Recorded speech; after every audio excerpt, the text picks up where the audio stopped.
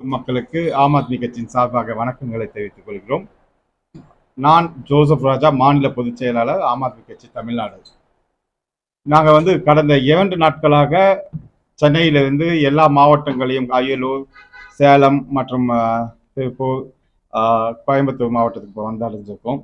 இதோட நோக்கம் எங்களோட கோயம்புத்தூர் மாவட்ட தலைவர், புதிய தலைவர் திரு டோனி சிங் அவர்களை மக்கள் மத்தியில் அறிமுகப்படுத்தணும். எங்களுடைய புதிய செயலாளர் பதவிக்கு தான் இவர்கள் புதியவர்கள், மற்றபடி இவங்க முன்னுக்கூட்டியே பதவியில் இருக்கக்கூடியவங்க சார்லஸ் ஆண்டனி அவர்கள். இவங்களை நாங்கள் மக்கள் மத்தியில் அறிமுகப்படுத்தக்கூடிய அறிமுக கூட்டம். இன்னைக்கு ஆம் ஆத்மி கட்சி இந்தியா கூட்டணியில இருக்குன்றது உலகம் அறிஞ்ச விஷயம், இந்தியா முழுக்க அறிஞ்ச விஷயம். டெல்லியில ஆம் ஆத்மி கட்சி காங்கிரஸோட கிட்டத்தட்ட 4 சீட்டு ஆம் ஆத்மி கட்சியும், 3 சீட்டுகள் காங்கிரஸும் கொடுக்கப்பட்டிருக்கு. அதே போல ஹரியானால ஒரு சீட்ல போட்டி போடுறோம், குஜராத்லையும் நம்ம போட்டி போடுறோம். பஞ்சாப்ல ஆம் ஆத்மி கட்சி கூட்டணியில் இல்லாமல் ஆதரவு மட்டும் கொடுக்குது. இந்தியா முழுக்க ஆம் ஆத்மி கட்சி ஆதரவு கொடுக்குது. அந்த வகையில இங்க திராவிட கட்சியோட கூட்டணி இங்க பாத்தீங்கன்னா திராவிட முன்னேற்ற கழகத்துக்கு ஆம் ஆத்மி கட்சி தமிழ்நாடு முழு ஆதரவு நம்ம தெரிவிச்சிருக்கோம். மு.க. ஸ்டாலின் அவர்கள் தலைமையில் இருக்கக்கூடிய கூட்டணிக்கு ஆம் ஆத்மி கட்சியோட தமிழ்நாடு முழுக்க தங்களுடைய ஒர்க் ப்ராசஸை ஸ்டார்ட் பண்ணிருக்கோம். இன்னைக்கு எல்லா இடங்கள்லயும் இந்த பாசிச மோடி, அதாவது ஊழலா மதவாதமா அப்படின்னா முதல்ல ஒழிக்கப்பட வேண்டியது மதவாதம் தான். ஊழல் கூட கொஞ்சம் டைம் கொடுக்கலாம், ஆனா மதவாதத்தை உடனே ஒழிக்கக்கூடிய சூழல்ல இன்னைக்கு நமக்கு இருக்கும். அந்த வகையில இன்னைக்கு ஆம் ஆத்மி கட்சி அந்த தார்மீக அடிப்படையில இன்னைக்கு நம்ம ஆதரவு கொடுத்துட்டு இருக்கோம். இது தமிழ்நாட்டுல நம்ம போட்டி போடலாம் கூட இந்த மதவாத கட்சி, இந்த மோடியோட ஆட்சி அகற்றணும், மக்கள் ஜனநாயக படுகொலை பண்ணக்கூடிய ஆட்சியை அகற்றணும். இவர்கள் செய்த ஊழல்களை வெளியே கொண்டு வரதுல ரொம்ப ஆம் ஆத்மி கட்சி ரொம்ப முனைப்பா இருக்கு. ஏற்கனவே பாத்தீங்கன்னா கடந்த நாடாளுமன்ற கூட்டத்தொடர்லயே எங்களுடைய எம்பி திரு சஞ்சய் சிங் அவர்கள் தான் சிஐஜி அறிக்கை கொடுத்த 7.5 லட்சம் கோடி ஊழலை வெளியே கொண்டு வந்தார். அதற்காகவே அவர் கைது செய்யப்பட்டார். தொடர்ந்து எங்களுடைய டெப்டி சீஃப் மினிஸ்டரும் கைது செய்யப்பட்டிருக்கார். இந்த மாதிரி பல கைதுகளுக்கு இந்தியாவில் இந்திய அரசை வல்லரசாக்குன்ற போராட்டத்துல ஆம் ஆத்மி கட்சி முழுமையா போராடிட்டு இருக்கு. இன்னும் பல இன்னைக்கு ஊழல் எடுத்தீங்கன்னா பிஜேபியோட ஊழல், பெரிய ஊழல் பாத்தீங்கன்னா உங்களுக்கு எலெக்ஷன் பாண்ட் கிட்டத்தட்ட 8000 கோடி. யுத்தத்துல 50% மேல எலெக்ஷன் பாண்ட் இதுக்கான பதில் என்ன சொல்ல போறாங்க, இது வரைக்கும் எந்த பதிலும் கிடைக்கல நமக்கு. மக்கள் நேர்மையான ஒரு ஆட்சியாளர்களுக்கு நேர்மையான ஒரு ஜனநாயக ஆட்சி அமைக்கணும் அப்படின்னா மக்களுக்கான வாய்ப்பு இது. இந்த வாய்ப்பை தவற விட்டுட்டோம்னா இந்தியாவை யாராலையும் காப்பாற்ற முடியாது. இன்னைக்கு இந்தியான்னு பெயர் வச்ச உடனே அந்த பெயருக்காகவே இந்தியாவுடைய பெயரையே மாத்தி பாரத் அப்படின்னு சொல்லி இந்தியில இருக்கக்கூடிய நியமம் இன்னைக்கு முழுக்க பண்ணாங்க. ஒரே நாடு ஒரே தேர்தல்ன்றாங்க. ஆனா இவங்க பண்ணக்கூடிய ஒர்க் என்னன்னு பாத்தீங்கன்னா, தேர்தல் இங்க தமிழகத்துல 19 முடியுது, ஜூன் 10 இன்னைக்கு ஒரே நாடு. இப்பவே இவங்களால பண்ண முடியல அப்படின்னும் போது எப்படி இவங்க ஒரே நாடு ஒரே தேர்தல் நடத்துவாங்கன்றது அதான் கேள்விக்குறியான விஷயம். ஆம் ஆத்மி கட்சி எப்பயுமே சொல்றதை நாங்க செஞ்சுக்கிட்டு தான் இருக்கோம். ஆம் ஆத்மியோட வளர்ச்சியை பத்தி யாரையும் குறை சொல்றதோ எந்த ஊழல் விஷயங்களை நாங்க வெளியே கொண்டு வந்துட்டு இருக்கோம். ஆனா யாரையும் தரக்குறவா பேசக்கூடிய ஆம் ஆத்மி கட்சியோட இது இல்லை. எங்களை பொறுத்த வரைக்கும் வளர்ச்சிக்கான அரசியலை முன்னெடுக்கிறோம்.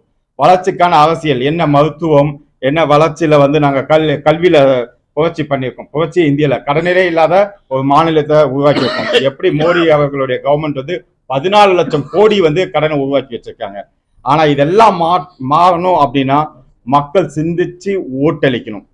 இவங்க இப்ப ஸ்டேட்மெண்ட்ல நாங்க 500 ரூபாய்க்கு கேஸ் அளிப்போம்னு சொல்லிட்டு மத்திய பிரதேசத்துல கூட கொடுத்துருந்தாங்க. எங்களுக்கு இன்னும் புரியல. 9-10 வருஷமா 436 ரூபாய் அந்த கேஸ 1150 ரூபாய் ஆக்கினதே இவர்கள் தான்.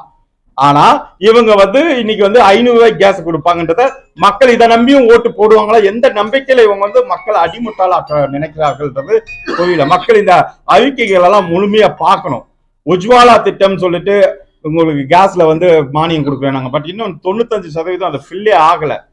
7.5 லட்சம் கோடி 18 அதாவது வெறும் 18 கோடிக்கு மட்டும்தான் அப்ரூவல் இருக்கு ஒரு ரோடுக்கு, டெல்லி துவாரகா ரோட்ல. ஆனா கிட்டத்தட்ட 258 கோடி வரைக்கும் அதுக்கான செலவினம் 1 கிலோமீட்டருக்கு செலவு பண்ணியிருக்காங்க.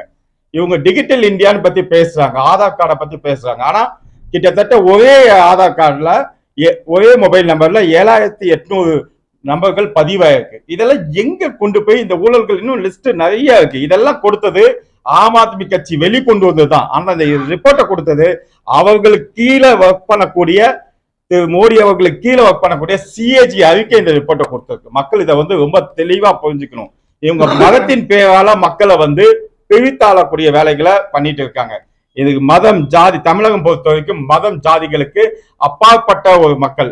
தமிழக மக்களுக்கு நன்றாக தெரியும் யாருக்கு ஓட்டு அளிக்க வேண்டும், யாரை வந்து வெற்றி பெற வைக்க வேண்டும். ஆனா சில நேரங்கள்ல இதை வந்து புள்ளுவிகள் பணத்தை கொண்டு நிறைய இடங்கள்ல நாங்க கேள்விப்படுறோம். பணம் ஏகப்பட்ட பணத்தை வந்து அவங்க வந்து கொடுக்கறதுக்கான திட்டமிடுகள்லாம் இருக்குன்னு.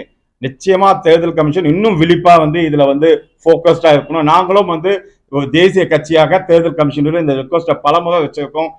அது இல்லாம வரக்கூடிய எலெக்ஷன்ல எங்கெல்லாம் வந்து பதட்டமான இடங்கள் இருக்கோ அந்த இடங்களை கண்டறிஞ்சு அந்த இடத்துல பாதுகாப்பு அதிகப்படுத்த வேணும்.